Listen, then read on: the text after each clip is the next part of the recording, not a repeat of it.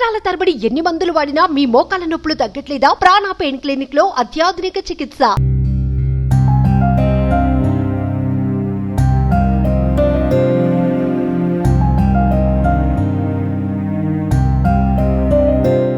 రీసెంట్గా మనకు తెలుసు ఒక సీరియల్ ఆర్టిస్ట్ పవిత్ర జయరాం, ఆమె రోడ్ యాక్సిడెంట్లో చనిపోవటం.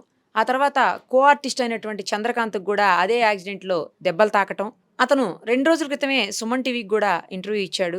ఆ ఇంటర్వ్యూలో చాలా విషయాలు చెప్పారు కానీ బట్ ఎక్కడా కూడా తల్లిదండ్రుల గురించి కానీ భార్య గురించి కానీ ఆయనకు ఉన్నటువంటి పిల్లల గురించి కానీ అతను మాట్లాడలేదు. ఈరోజు సడన్గా సూసైడ్ చేసుకోవటం ఏంటి అనేది కూడా ఎవరికి అర్థం కాని విషయంగా ఉంది. పోలీసులు ఇప్పటికే ఇన్వెస్టిగేషన్ స్టార్ట్ చేశారు.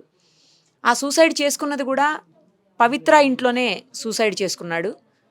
ప్రస్తుతం మనమైతే అతని ఇంటి దగ్గర ఉన్నాము. వాళ్ళ అమ్మ, వాళ్ళ భార్య, వాళ్ళ నాన్నగారు అందరూ ఇక్కడే ఉన్నారు, వాళ్ళ పిల్లలు. ఒకసారి ఆ తల్లితో మాట్లాడదాము. వాళ్ళ ఆవేదన చూస్తుంటే గుండె తరుక్కుపోతుంది. అసలు గుండెలు అవిసేలా ఏడుస్తూ ఉన్నారు తల్లి భార్య ఇద్దరు కూడాను. ఎవరు ఆపేటువంటి పరిస్థితి లేదు. ఎందుకు ఇలాంటి పరిస్థితి? అసలు గత కొన్నేళ్లుగా అతను భార్యతో కూడా ఉండట్లేదు అని చెప్తున్నారు. ఇక్కడికి వచ్చిన తర్వాత తెలిసింది నాకు. అసలు ఏం జరిగింది అడుగుదాము. అమ్మా, ఎందుకు ఇట్లాంటి పని చేశాడు చంద్రకాంత్? పవిత్ర చేసింది. పవిత్ర దాన్ని అని ఉంచుకున్నది. వాడు పెళ్లి చేసుకుంది. 5 ఏళ్ల నుంచి నా కోడల దగ్గరికి రానియలేదు, మాట్లాడనియలేదు, పిల్లలతోనే మాట్లాడనియలేదు, తల్లితోనే మాట్లాడనియలేదు. పవిత్ర పిల్లలతోని మాట్లాడనీయకుండా చేసిండు. 5 సంవత్సరాల నుంచి నా పిల్లలతోని కలవనీయలేదు. కొడుకు నాగం చేస్తున్నవే, పిల్లలు ఉన్నారే అంటే నా ఓడంటే నీ ఓడు ఎట్లయితాడే? నేను నలుగుట్ల తెచ్చిన నా కోడల్ని, నా పిల్లలు చిన్నోళ్ళు ఉన్నారే, నువ్వు ఎట్లా పెళ్లి చేసుకుంటావని అడిగినా నేను. అంటే నేను చేసుకున్నా పెళ్ళి అని వీడు చెప్పిండు, అది చెప్పింది. ఏ గుడిలోనో చేసుకున్నా అంటే మేము ఇంకోరు చేస్తున్నామని చెప్పినాము. వాడు ఏది పట్టించుకోకుండా దాన్నే పెళ్ళాం అన్నాడు. పెళ్ళామని పెళ్ళంతో మాట్లాడలేదు. నాకు అదే సర్వస్వం, అదే పెళ్ళాం అన్నది. అది ఏం పెట్టిందో తెలియదు నా కొడుకుని. మాట్లాడారా అమ్మ మీరు? మాట్లాడలే. ఆడ యాక్సిడెంట్ అయి వచ్చినాక కూడా మాట్లాడలేదు. దానికోసం నన్ను మాట్లాడలే నా కొడుకు. వచ్చిన తర్వాత కూడా మాట్లాడలేదు, చూడలేదు. చూస్తుంటే చూడనియలేడు, చూస్తుంటే ముట్టుకోనియలేడు, పట్టుకొని లేదా? ఓకే. పెళ్ళంతో మాట్లాడలేడు. మాట్లాడితే ఇప్పుడు మాట్లాడుతున్నావా, అది చచ్చిపోయినాక ఇప్పుడు అవసరమా అంటున్నాడు. దాన్ని చితంబ బాధ పెట్టిండు, కొట్టిండు, తిట్టిండు. ఎవరు? భార్యని మాటలు కొట్టిండమ్మా. రాత్రి అంతా కూడా కొడుకు తాగొచ్చినా లొల్లి పెట్టినా బాధపడ్డమ్మా. ఇక మారతాడు అనుకున్నమ్మా. నా పిల్లలకు నా కొడుకు ఉంటాడు అనుకున్నమ్మా నేను. నా పిల్లలకు కొడుకు లేకుండా అయిపోయిండమ్మా. నా పిల్లలకు తండ్రి లేకుండా అయిండమ్మా. మాట్లాడలేడు. రాత్రిలో ఎన్నో ఫుల్ తాగొచ్చిండంట. పుల్లు తాగొచ్చినాక ఈ చెయ్యి కొట్టుకుంటే రక్తం కారితే దోస్తు చూసిండంట. దోస్తులు ఇంట్లో వండబెట్టిర్రు, తాగిర్రని.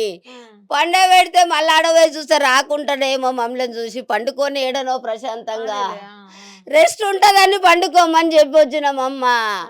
ఆ దోస్తే ఇంత తినబెట్టిండంటమ్మా.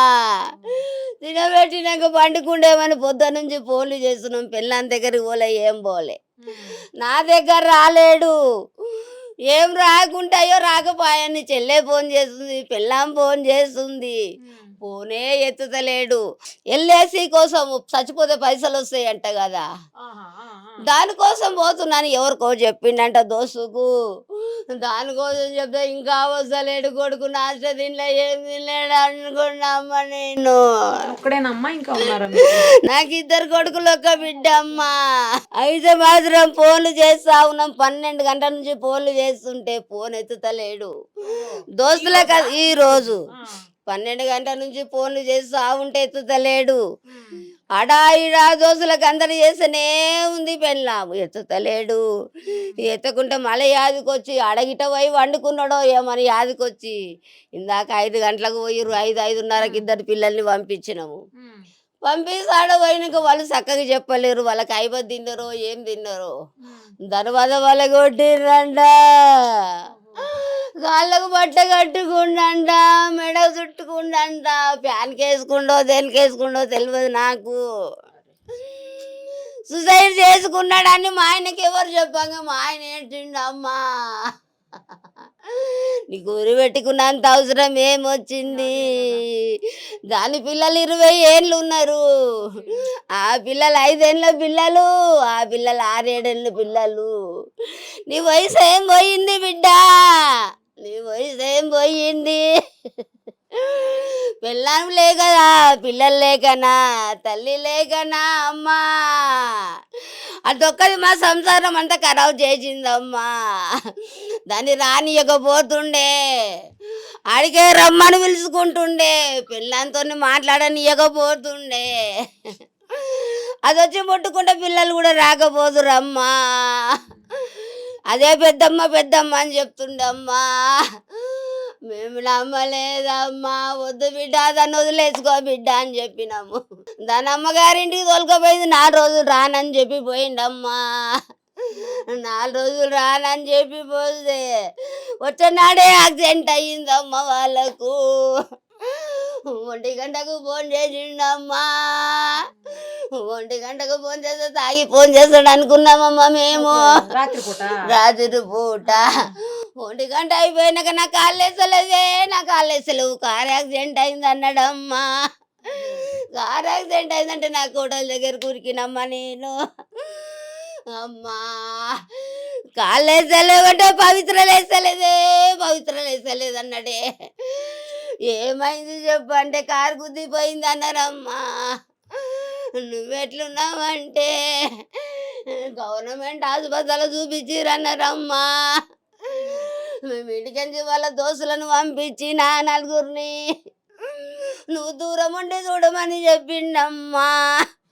నువ్వు దూరం ఉండి చెప్పమంటే దోస్తులందరూ విన్నారమ్మా. మళ్ళీ నా కొడుకే అన్నాడు చచ్చిపోయింది అన్నాడు. మళ్ళీ అన్నాడు 5 ఏళ్ళ నుంచి మీరు దూరం పెట్టిరని చెప్పిండు. తల్లిదండ్రులు దూరం పెట్టిరు, పెళ్ళాన్ని దూరం పెట్టినప్పుడు అన్నారు. లేకుంటే నా కోడల్ని తీసుకొని నేను అడిగి పోతుంటే అట్లా గిట్ట అన్నాడేమో అనుకున్నామ్మా నేను అని ఉల్టా సీదా మాటలు చెప్పిండు.